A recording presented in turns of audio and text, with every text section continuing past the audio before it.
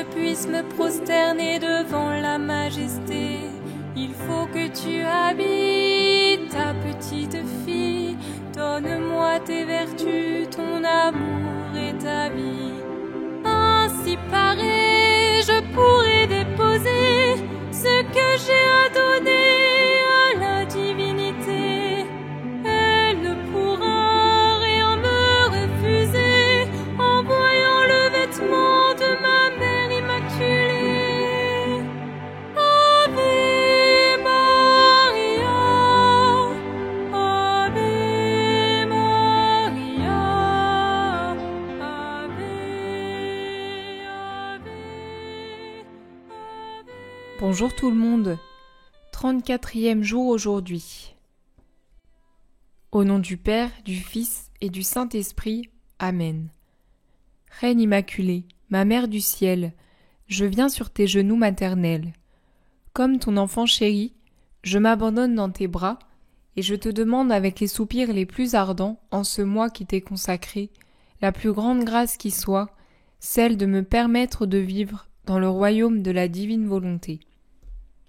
Sainte Maman, toi qui es la reine de ce royaume, admets-moi comme ton enfant pour y vivre. Qu'il ne soit plus un royaume désert, mais qu'il soit peuplé de tes enfants. Je me confie donc à toi, Reine toute-puissante, afin que tu guides mes pas dans le royaume de la divine volonté. Et ma main, dans ta main maternelle, tu me guideras entièrement, afin de vivre pour toujours dans la divine volonté. Tu seras ma mère, et à ce titre, je te remets ma volonté propre, pour que tu me l'échanges contre la divine volonté, et qu'ainsi je sois assuré de ne pas sortir de son royaume. Je te prie donc de m'éclairer pour me faire comprendre ce que signifie volonté de Dieu. Maman Marie, nous nous mettons à ton école, nous voulons écouter tes enseignements, qu'ils viennent dans notre cœur pour que la divine volonté puisse régner en nous. Je vous salue Marie, pleine de grâce, le Seigneur est avec vous. Vous êtes bénie entre toutes les femmes, et Jésus, le fruit de vos entrailles, est béni. Sainte Marie, Mère de Dieu, priez pour nous pauvres pécheurs, maintenant et à l'heure de notre mort. Amen. Le sacrifice du mois, le matin, le midi et le soir, autrement dit 3 fois par jour, se mettre mentalement sur les genoux de notre Maman du ciel et lui dire « Maman, je t'aime, et toi, aime-moi et donne à mon âme une gorgée de volonté divine.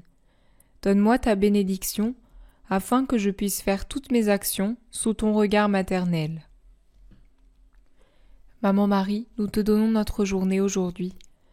Viens nous aider à désirer toujours plus la divine volonté, à la préférer à notre volonté et même à être capable de sacrifier notre propre vie pour la divine volonté. La Reine du ciel dans le royaume de la volonté divine, les limbes, l'attente, la victoire sur la mort, la résurrection. L'âme à sa mère et reine. Maman transpercée de douleur, te sachant seule sans ton Jésus bien-aimé, ta petite fille veut rester près de toi pour te tenir compagnie dans la terrible désolation. Sans ton Jésus, toute chose se change pour toi en douleur. Le souvenir de ses souffrances déchirantes, les tendres inflexions de sa voix qui résonnent encore à tes oreilles, son regard fascinant, tantôt doux, tantôt triste, tantôt noyé de larmes, mais qui toujours ravissait ton cœur de mère, tout cela en son absence devient pour toi comme autant de glaives tranchants qui transpercent ton cœur de part en part. Maman toute désolée, ton enfant chéri veut apporter soulagement et compassion à chacune de tes douleurs. Je voudrais être moi-même Jésus pour pouvoir te donner tout l'amour, toute la consolation, l'apaisement et la compassion que Jésus t'aurait donné en personne dans l'état d'amère désolation où tu te trouves. Jésus si doux m'a donné à toi comme fille. Aussi, prends-moi pour ton enfant dans ton cœur maternel et je serai tout à toi. J'essuierai tes larmes et je te tiendrai sans cesse compagnie. Viens Esprit Saint, viens disposer nos cœurs, nos âmes, pour accueillir cet enseignement de la Vierge Marie. Leçon de la Reine et de la Mère désolée. Très chère fille, merci d'être avec moi, mais si tu veux que ta compagnie me soit douce et chère, si tu veux qu'elle m'apporte un soulagement à mon cœur transpercé, je veux trouver en toi la volonté divine, vraiment à l'œuvre, dominante et sans concession, faite au moindre souffle de ta propre volonté. Alors oui, j'échangerai mon Fils Jésus contre toi, parce que sa volonté étant en toi, en elle je sentirai Jésus dans ton cœur. Oh, que je serai heureuse de trouver alors en toi le premier fruit de ses souffrances et de sa mort. En trouvant mon Jésus bien-aimé dans ma fille, mes larmes se changeront en joie et mes douleurs en victoire. Maintenant écoute-moi, fille de mes douleurs. Dès que mon cher fils expira, il descendit triomphant dans les limbes, portant la gloire et la félicité dans cette prison où se trouvaient tous les patriarches et les prophètes, le premier père Adam, le cher Saint Joseph et mes saints parents, et tous ceux qui en vertu des mérites à venir de leur Rédempteur étaient sauvés. J'étais inséparable de mon fils, et même la mort n'a pu me l'arracher. Dans l'excès de mes douleurs, je l'ai suivi dans les limbes, où j'ai vu l'allégresse et les actions de grâce que toute cette foule immense de gens rendit à mon fils, qui avait tant souffert, et dont le premier pas avait été vers eux, pour les introduire dans la béatitude et les unir à lui dans la gloire au ciel. Ainsi, l'instant même où il mourut inaugura, pour Jésus et pour tous ceux qui l'aimaient, l'heure de la victoire et de la gloire. Jésus, Maman Marie, nous voulons vous accompagner dans les limbes. Nous voulons remettre dans la divine volonté la vie de tous les patriarches, de tous les prophètes, redonner aussi tous les actes d'Adam avant le péché, tous ces actes qui ont été faits parfaitement dans la divine volonté avec Ève. Voilà, nous voulons aussi remettre toute la vie de Saint Joseph, de Sainte Anne et Joachim et de tous ceux qui ont été vertueux et qui attendaient avec impatience la venue du Rédempteur.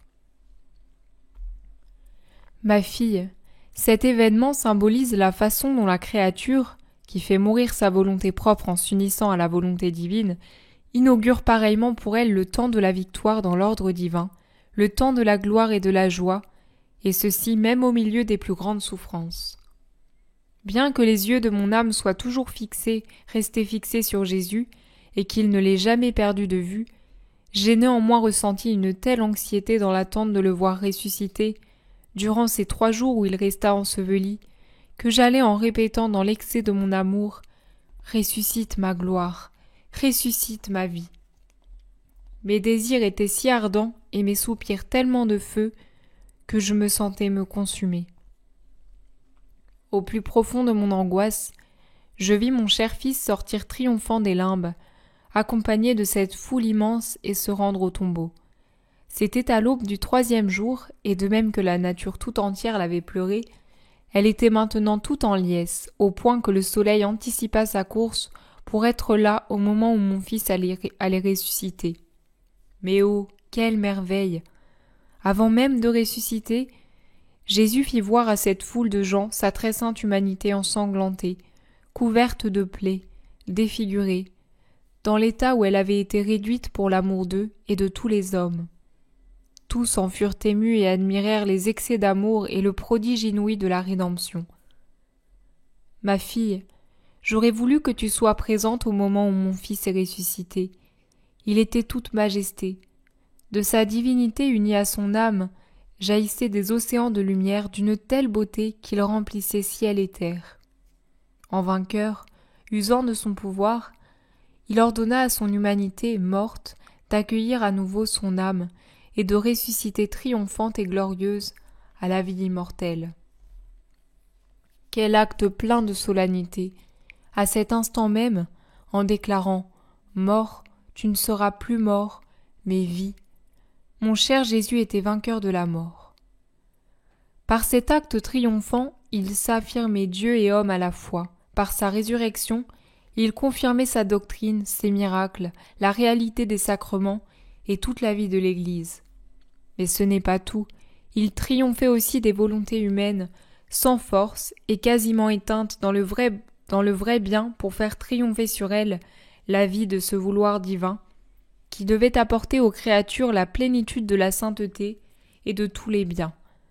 Enfin, par la vertu même de sa résurrection, il jetait encore en même temps dans tous les corps la semence de la résurrection pour une gloire impérissable.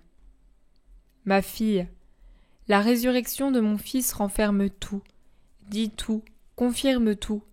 C'est l'acte le plus solennel qu'il accomplit par amour des créatures. Écoute-moi maintenant, ma fille. Je veux te parler comme une maman qui aime beaucoup son enfant. Je veux te dire ce que signifie faire la volonté divine et vivre d'elle. L'exemple, c'est nous qui te le donnons, mon Fils et moi-même. Notre vie a été semée de peines, de dénûments, d'humiliations, jusqu'à voir mourir mon Fils bien-aimé, mais dans tout cela se coulait la divine volonté.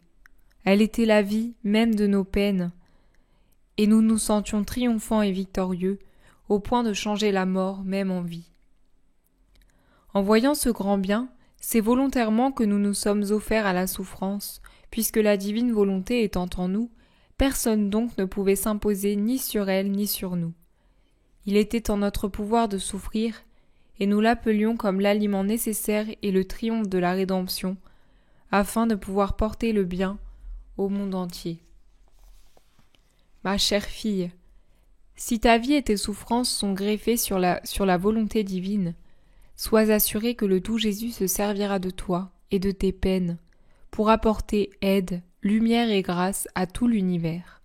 Pour cela, prends courage. La divine volonté sait faire de grandes choses là où elle règne. En toutes circonstances, prends-nous pour modèle, ton doux Jésus et moi-même, et va de l'avant. Seigneur, dans ta volonté, nous voulons reprendre ta résurrection pour la réactualiser, la répandre une nouvelle fois sur le monde. Seigneur, nous te prions, prends notre volonté propre, nous voulons la mettre dans tes saintes plaies et au tombeau avec toi, pour que nous puissions réellement ressusciter dans la divine volonté. L'âme, Sainte Maman, si tu m'aides et si, me tenant lieu de sentinelle céleste, tu me gardes bien à l'abri sous ton manteau, je suis sûre que je changerai toutes mes peines en vouloir divin, en volonté divine, et que je te suivrai pas à pas dans les voies impénétrables du fiat suprême. Je sais en effet que ton amour si attirant de mère et que ta puissance sauront vaincre ma volonté et la tenir en ton pouvoir. Je sais que tu me l'échangeras contre la divine volonté. C'est pourquoi, maman, je me confie à toi et je m'abandonne entre tes bras. Aujourd'hui, le sacrifice du jour, aujourd'hui pour m'honorer, tu diras 7 fois que ta volonté soit faite et non la mienne, en me présentant mes douleurs pour me demander la grâce de faire toujours la divine volonté. Bien, Maman Marie, nous venons nous prosterner devant toi et devant Jésus. Et nous voulons te dire, nous voulons déjà te présenter toutes nos douleurs. Voilà, nous te donnons toutes nos peines, nos craintes, nos angoisses, toutes nos souffrances, toutes nos blessures. Nous voulons nous approcher de Jésus dans tes bras et lui dire que ta volonté soit faite et non la mienne. Que ta volonté soit faite et non la mienne. Que ta volonté soit faite et non la mienne. Seigneur, nous voulons à nouveau te présenter les douleurs de la Vierge Marie, et par ces douleurs nous te disons que ta volonté soit faite et non la mienne. Que ta volonté soit faite et non la mienne. Maman Marie, par tes douleurs, donne-nous la grâce de vivre dans la divine volonté. Que ta volonté soit faite et non la mienne. Donne-nous la grâce de ne plus faire de compromis entre notre volonté propre et la divine volonté. Que ta volonté soit faite et non la mienne. Oraison jaculatoire. Maman, par la résurrection de ton Fils, fais-moi ressusciter dans la divine volonté. Vierge Marie, nous espérons vraiment tout de toi. Merci pour ce magnifique enseignement. Je vous remercie d'avoir prié avec moi, je vous souhaite une très belle journée et je vous dis à demain. Soyez bénis.